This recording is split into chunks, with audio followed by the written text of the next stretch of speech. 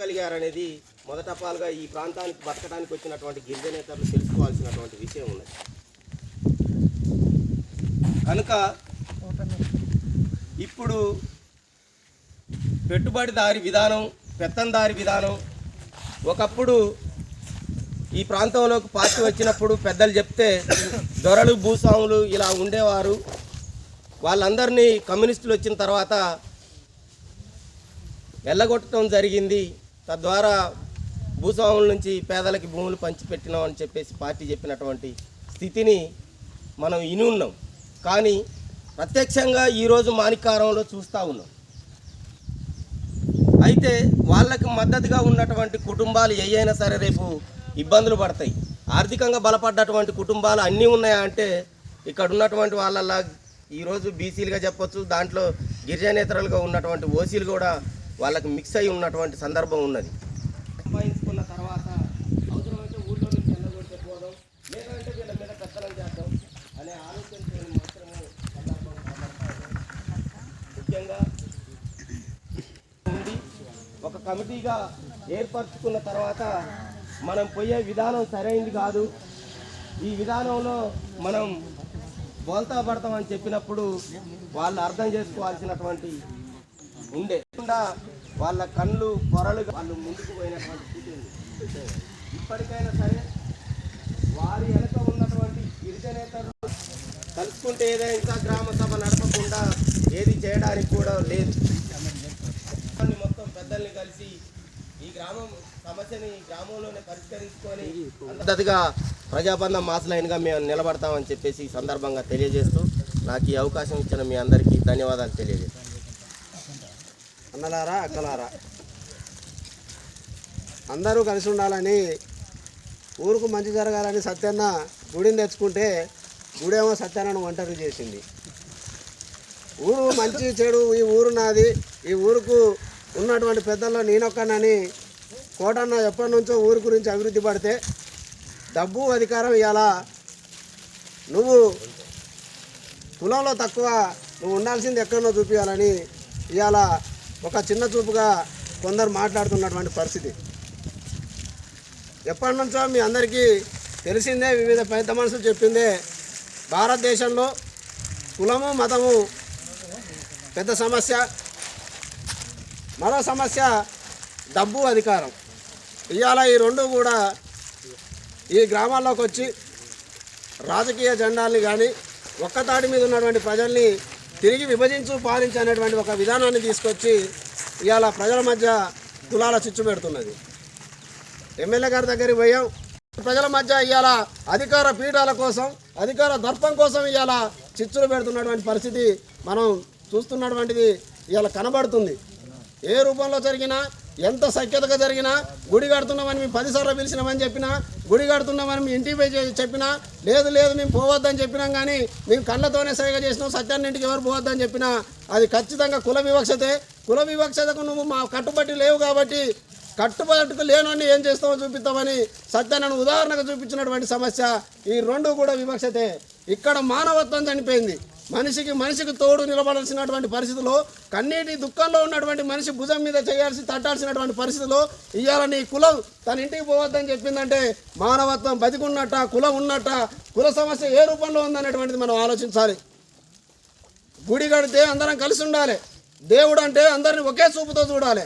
కానీ ఇవాళ ఆ పేరును అడ్డు పెట్టుకొని అధికారం కోసం చేస్తున్నటువంటి ఒక ఆట కాదా అనేటువంటిది మనం ప్రశ్నించాలి. ఖచ్చితంగా గుడికి బడి పక్కకు పెడితే ఇక్కడ జరుగుతున్నటువంటి వివక్షతను వ్యతిరేకించకపోతే ఇవాళ కోటన్నతోనే ఆ సమస్య రాదు. ఆ సామాజిక వర్గం నుంచి రేపు చదువుకొని ఊరు కోసం ఎవరు నిలబడ్డా నువ్వు అక్కడనే నిలబడాలి, నీకంటే ముందున్న కోటన్న పరిస్థితి చూసుకొని చెప్పేటువంటి ఉదాహరణ ఇది. రేపు కొనసాగించే వివక్షతకి ఇవాళ నాపి పడ్డది అనేది మనం ఆలోచించుకోవాలి. మీరు ఎంత దూరం పోయినా, మీకు ఎన్ని చట్టాలున్నా, మీరు ఎన్ని హక్కులు సాధించుకున్నా, మీరు అడవికే పరిమితం అని చెప్పేటువంటి ఒక ఉదాహరణగా ఇవాళ దీన్ని మనం భావించి చాలా సీరియస్గా తీసుకోవాల్సినటువంటి అవసరం ఉంది. దీన్ని ఎమ్మెల్యే గారు తక్షణం మాట్లాడాలి. ఇందాక బోసన్న చెప్పినట్టు స్థానిక సర్పంచ్ గారు దీన్ని చాలా సీరియస్గా తీసుకొని గ్రామ సభని ఏర్పాటు చేసి ఎవరైతే ఈ కుటిల నీతికి ఇట్లాంటి వివక్షతకు పాల్పడుతున్నారో వాళ్ళని గ్రామ సభలో పెట్టి మాట్లాడాల్సినటువంటిగా మేము డిమాండ్ చేస్తున్నాం. అదేవిధంగా కుటుంబంగా కోటన్నతోని ఎప్పుడు కానీ, సజ్జన్నతోని ఎప్పుడు కానీ వివక్షత పోరాటానికి మేము ముందుగా పార్టీగా సిద్ధంగా ఉంటామని 3-4 రోజులు అంటే 17, 18, 19, 20 తారీఖులల్లా ఈ కొట్లాట అనేటటువంటిది వచ్చింది. ఆ కొట్లాట అయిపోయి ఎమ్మెల్యే గారి దగ్గర పోయి ఇక్కడికి వచ్చి మాట్లాడి సమస్య తీరిపోయింది, మన మాణిక్యారం సంతోషంగా ఉన్నది అనేటటువంటిది నేను ఫస్ట్ ఈ దేవుడిది అయిపోయిన తర్వాత చాలా అభిప్రాయపడ్డా. కాకపోతే ఏంటంటే ఈ సత్యాన్ని అక్కడ పిలిచి అక్కడ ఎవరైతే పిలిచి మాట్లాడి అక్కడ తీసుకుపోవటం కూడా కరెక్ట్ కాదు.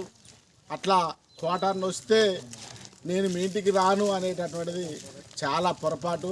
సరే కోట అన్నది ఏమైనా ఉంటే సమస్యను మాట్లాడి పరిష్కరించుకుంటే బాగుండేది అనేటటువంటిది నేను అభిప్రాయపడుతున్నా. అట్లా కోటన్నకి ఏదైనా ఉంటే కోటన్న పిలుచుకొని అందరం కూర్చొని ఇదే వేదికకి మాట్లాడుకొని సరి చేసుకొని మరి సత్యన్న ఇంటికి పోతే చాలా బాగుండేది. సత్యన్న దుఃఖంలో ఉన్నాడు, ఆ దుఃఖాన్ని మనం ఓదార్చుకుంటే మన మాణిక్యారం ప్రజలందరం కలిసి ఇంతకుముందు ఎట్లా అయితే అందరం కలిసి ఉన్నామో ఆ విధంగా ఉంటే చాలా బాగుండేది, చాలా సంతోషంగా ఉండేది. అందరం మంచి మంచి మనసుతోని కలిసి ఉండేటోళ్ళం. మాణిక్యారం గ్రామంలో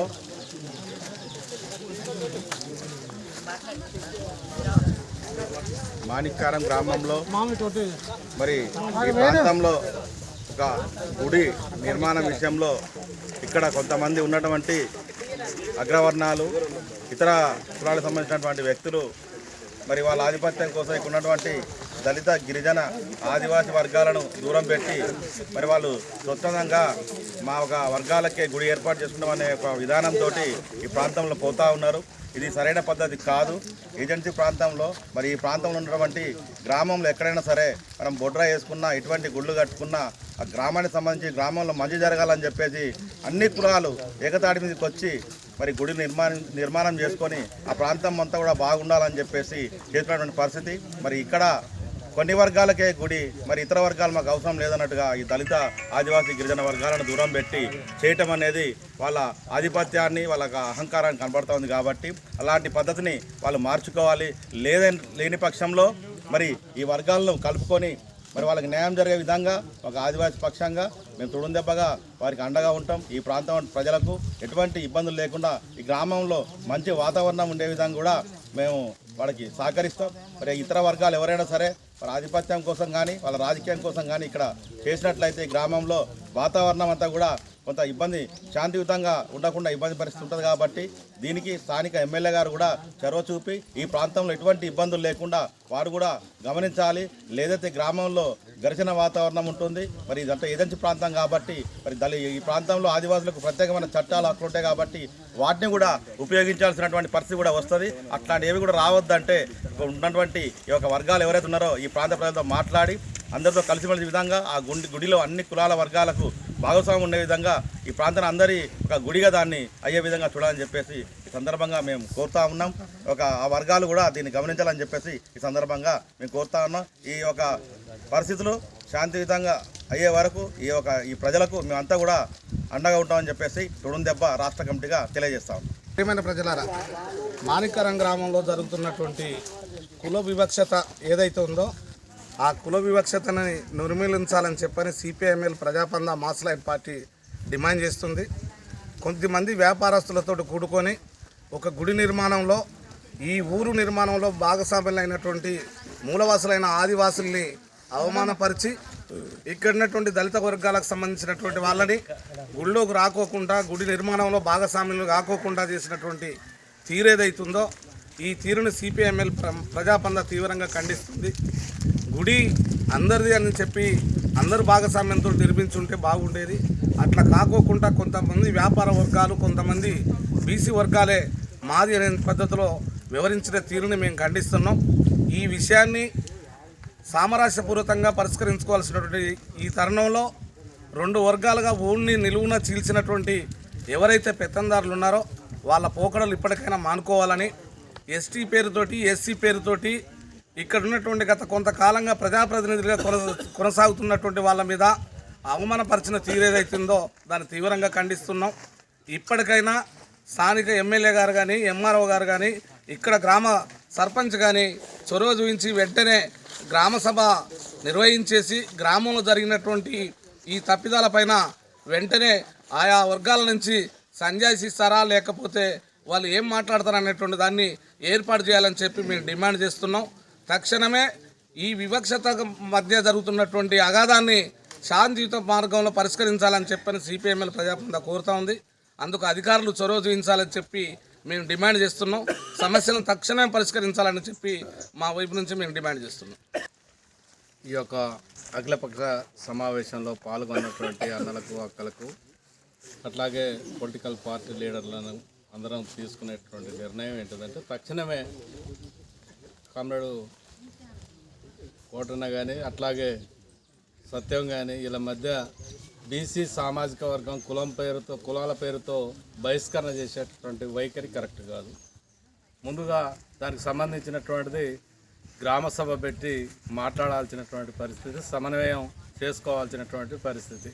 ఇవాళ ఇంత అభివృద్ధి అయినటువంటి మనం ఈ యొక్క కులాల పేరుతో బహిష్కరణ అనేటటువంటి పద్ధతి కరెక్ట్ కాదు. దీనికి సంబంధించినటువంటిది వాళ్ళు ఈ యొక్క మనవాదంతో ఈ గుళ్ళ పేరుతోటి మాట్లాడేటువంటి బహిష్కరణ చేసేటువంటి వైఖరి కరెక్ట్ కాదు. ఆల్రెడీ గుడి అందరం కలిసిపోవటానికి మాట్లాడాం, ఆ సమస్యని పరిష్కరించాము. అందరూ ఈ యొక్క కార్యక్రమంలో అన్ని కులాలు పాల్గొన్నారు. తర్వాత కొందరిని బహిష్కరించేటువంటి వైఖరి ఏదైతే ఉందో అది కరెక్ట్ కాదు. దీనికి సంబంధించినటువంటిది గ్రామ సభ పెట్టి ఆ గ్రామ సభలో మాట్లాడి సమస్యని పరిష్కరించుకోవాలనేటువంటిది కోరుతున్నాం. దీన్ని పరిష్కరించని క్రమంలో ప్రజా ఉద్యమాలు చేపట్టాల్సినటువంటి అవసరం ఉంటుంది. ఆ ప్రజా ఉద్యమాలకి సిపిఎంఎల్ న్యూ డెమోక్రసీ పార్టీ ప్రజల తరఫున నిలబడి కొట్లాడేటటువంటి అందరినీ సమన్వయం చేసేటటువంటి వైఖరిలో 40 సంవత్సరాలు ఈ ప్రాంతాన్ని ఐక్యంగా నడిపించినటువంటి చరిత్ర మాణిక్యారం ప్రజానీకానికి, ఈ పంచాయతీ ఈ మండల ప్రజానీకానికి అందరికీ కూడా తెలిసినటువంటిది. ఆ పద్ధతులలో మనం ఏ సమస్య వచ్చినా కూర్చొని మాట్లాడుకొని గ్రామ సభలలో పరిష్కరించుకునేటువంటి అవకాశం ఉంది. కాబట్టి మనందరం కూడా గ్రామ సభ ఏర్పాటు చేసి కూర్చుంటే చర్చించుకోవటం, అందరం కలిసి ఉండటం మంచిది అనేటువంటిది కోరుతున్నాం.